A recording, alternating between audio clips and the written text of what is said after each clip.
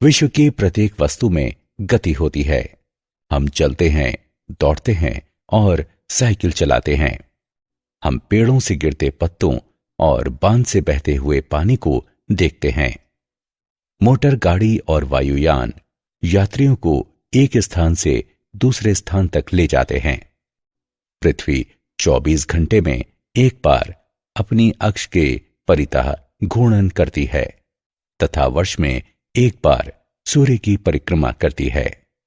सूर्य अपने ग्रहों सहित हमारी आकाशगंगा नामक मंदाकिनी में विचरण करता है तथा जो स्वयं भी स्थानीय मंदाकिनियों के समूह में गति करती है। उद्देश्य।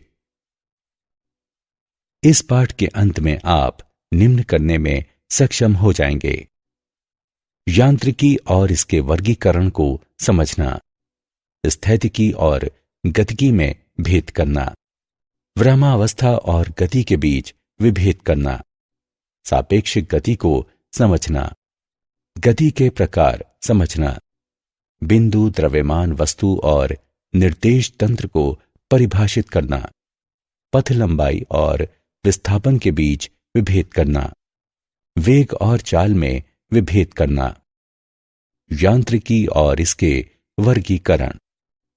सभी सजीव वस्तुएं बिना किसी बाहरी सहायता के स्वतः गति करती हैं। जंतु एक स्थान से दूसरे स्थान तक गति करते हैं या वे अपने शरीर के विभिन्न भागों को घुमाते हैं। भौतिकी की शाखा जो भौतिक वस्तुओं की गति का अध्ययन करती है उसे यांत्रिकी कहते हैं।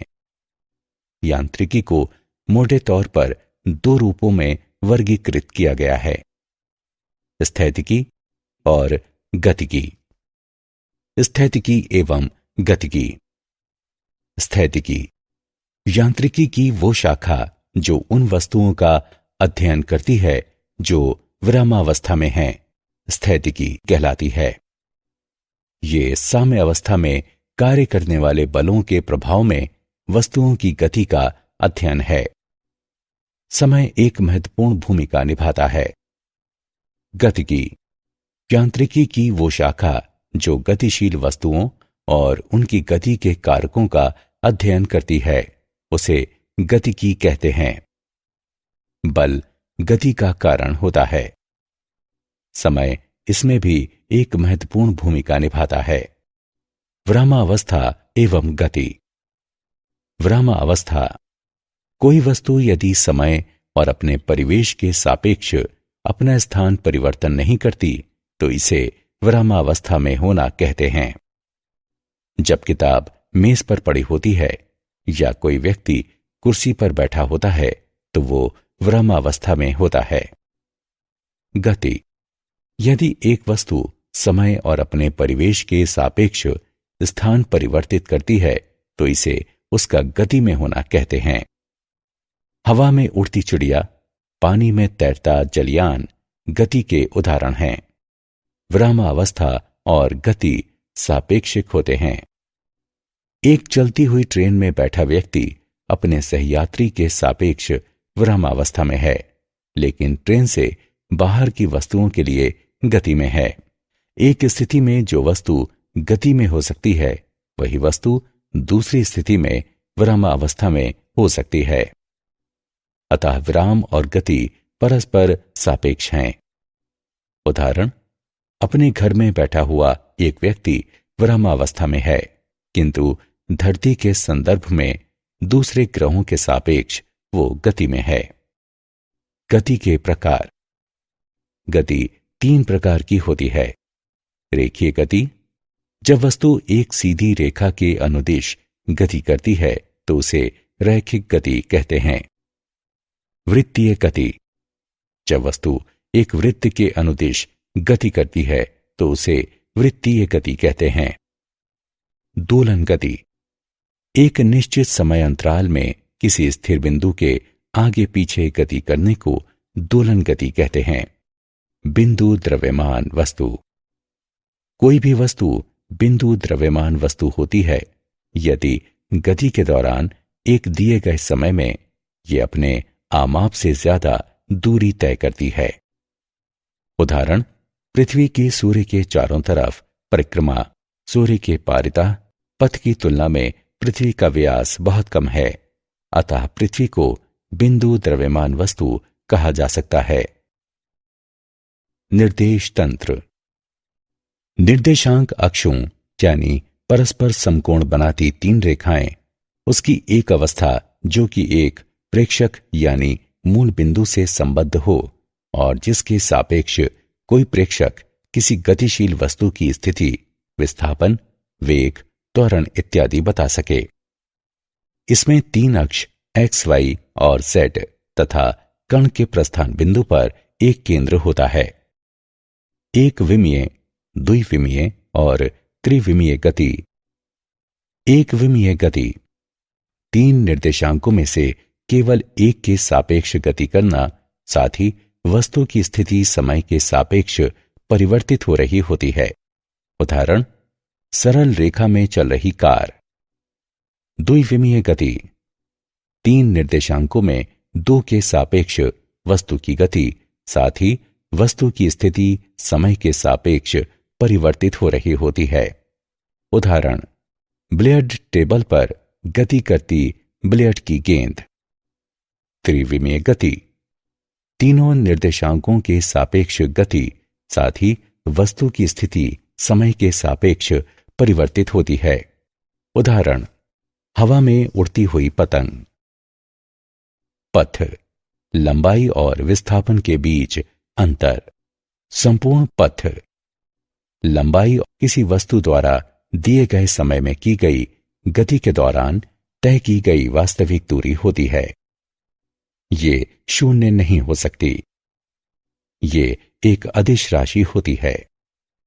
विस्थापन एक निश्चित दिशा में समान समय में वस्तु की दो स्थितियों के बीच की न्यूनतम दूरी को विस्थापन कहते हैं।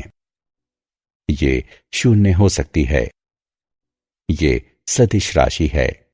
चाल किसी वस्तु की गति उसके द्वारा तय की गई कुल पथ लंबाई और लिए गए समय के अनुपात के रूप में परिभाषित की जाती है। चाल बराबर पथ घटा लंबाई बटे समय अंतराल। ये अदिश राशि है। इसका एसआई मात्रक मीटर प्रति सेकंड है। इसका विमीय सूत्र निम्न है। एक समान चाल और असमान चाल। एक समान चाल जब कोई वस्तु समान समय में समान दूरी तय करती है तो उसकी चाल को एक समान चाल कहते हैं।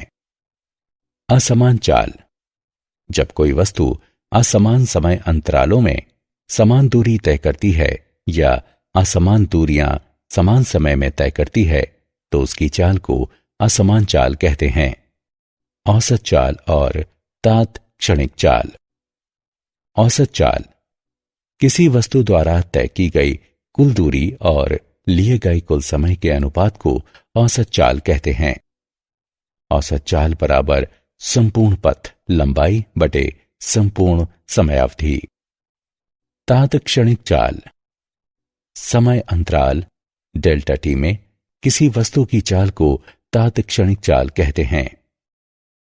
वेग और इसके प्रकार। वेग किसी वस्तु का वेग वस्तु के विस्थापन और विस्थापन में उसके द्वारा लिए गए समय के अनुपात के रूप में परिभाषित किया जाता है। वेग बराबर विस्थापन बटे समयावधि। ये एक सदिश राशि है। इसका एसआई मात्रक मीटर प्रति सेकंड है। इसका विमीय सूत्र निम्न है। एक समान वेग जब कोई वस्तु समान समय में समान दूरी तय करती है तो उसके वेग को एक समान वेग कहते हैं। असमान वेग जब कोई वस्तु असमान समय अंतरालों में समान दूरी तय करती है या असमान दूरियां समान समय में तय करती है तो इसे असमान वेग कहते हैं। गति का ग्राफीय निरूपण। दूरी समय ग्राफ। दूरी समय ग्राफ से हमें चाल प्राप्त होती है। दूरी समय ग्राफ की प्रवणता से हमें चाल प्रदान करता है। एक, यदि दूरी समय ग्राफ एक सीधी रेखा है तो चाल एक समान है। 2. यदि दूरी समय ग्राफ एक वक्र रेखा है तो चाल असमान है।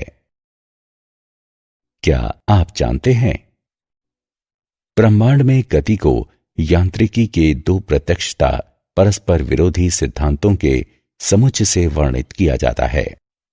ब्रह्मांड की सभी बड़े और ज्ञात वस्तुओं की गति, जैसे प्रक्षेप्य, ग्रह, कोशिकाएं और मनुष्य का, वर्णन क्लासिक यांत्रिकी द्वारा किया जाता है।